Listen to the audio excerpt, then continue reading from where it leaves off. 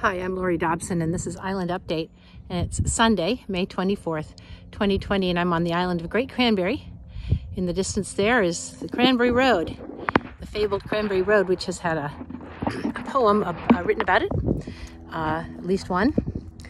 There's the other side of the road, and there's the view, coming into a view. It's a gorgeous view across from the Red House B&B, as opposed to my house, the Red House, which is on the lane. So the Red House on the lane and the Red House B&B. Other than that, there are no red houses that I'm aware. Well, yes, there's Scott Village, but it's sort of a rusty red.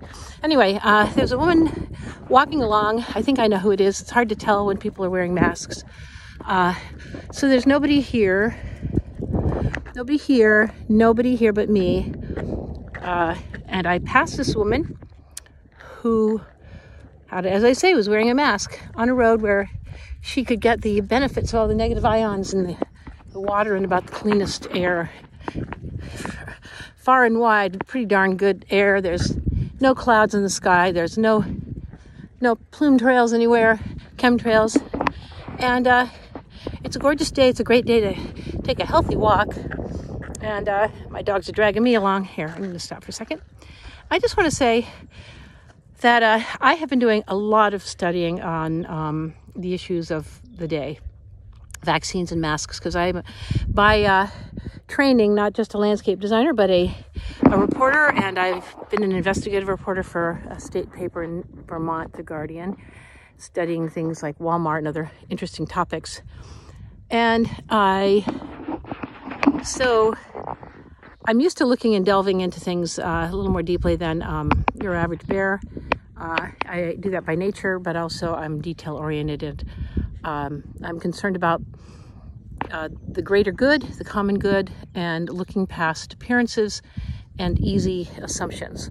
I think that we're a danger to ourselves and each other when we get a little bit of knowledge. They say a little knowledge is a dangerous thing. And Socrates said, the only real evil is ignorance. So I try to take it upon myself not to make leaps of judgment. I did that, however, early on in March, when Neil Ferguson was the guy who came out with those numbers. 500,000 people would come down with the virus in Britain.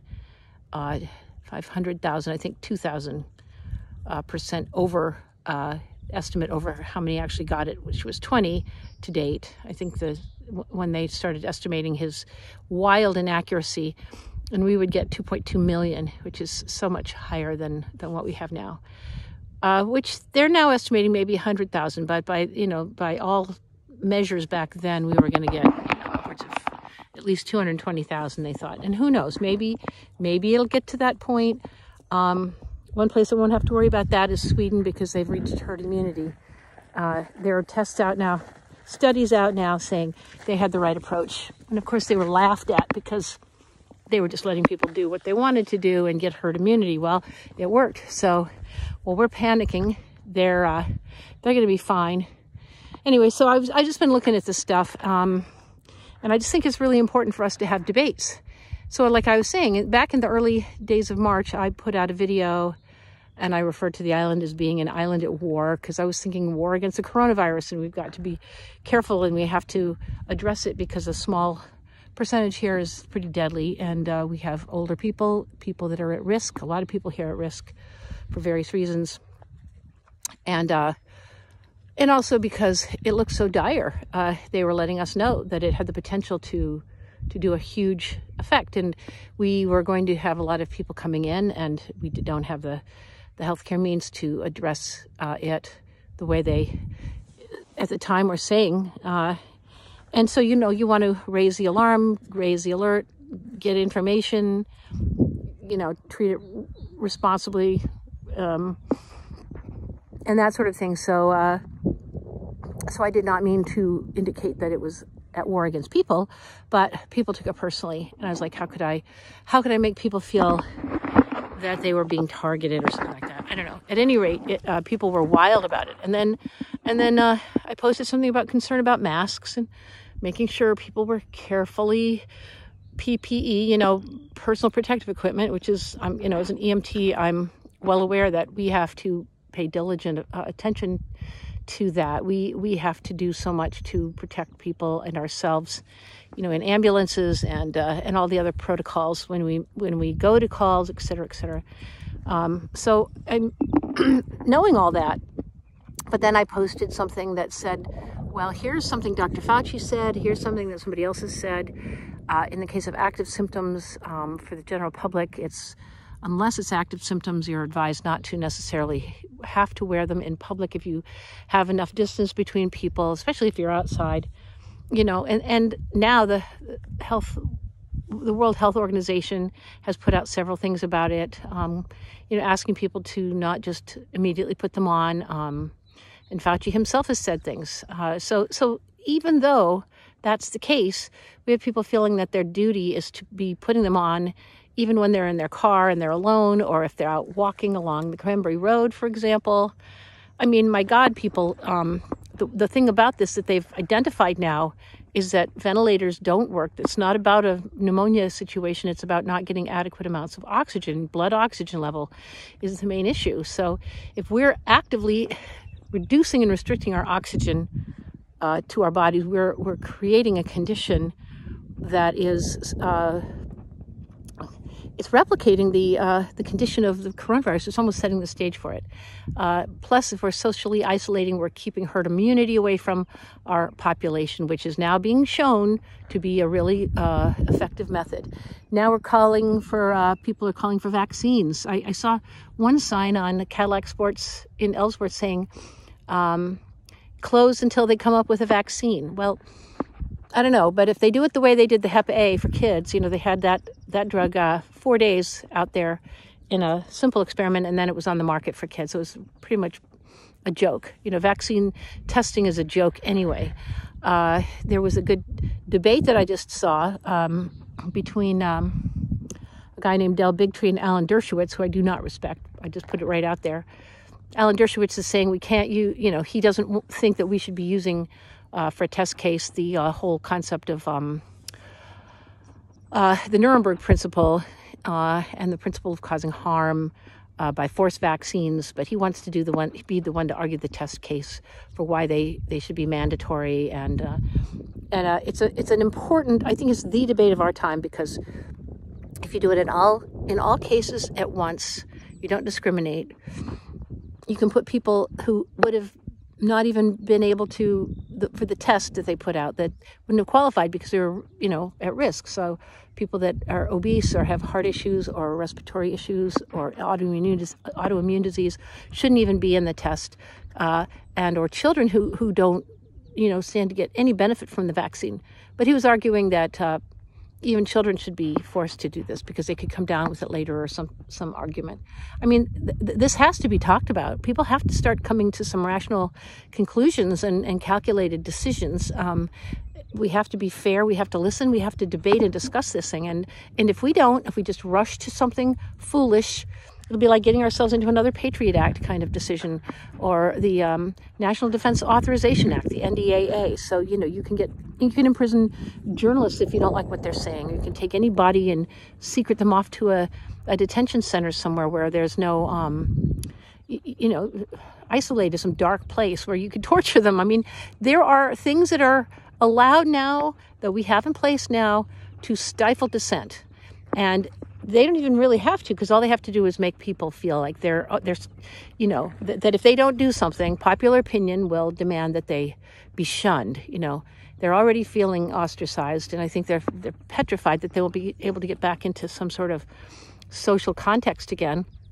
So they must wear a mask to fit into popular society. I mean, it's ridiculous. It's ridiculous. We went to Ellsworth yesterday, and the precautions seem normal and reasonable in the big box stores, but then people would wear them in the parking lot. And I think you need to, for me, when I'm 10 minutes in one of those things, it gets all gummed up and moist.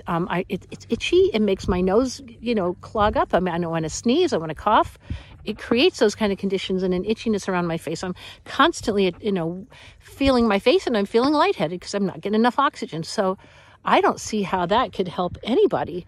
Now I'm talking about, we put a mask on an 80-year-old who's got, COPD.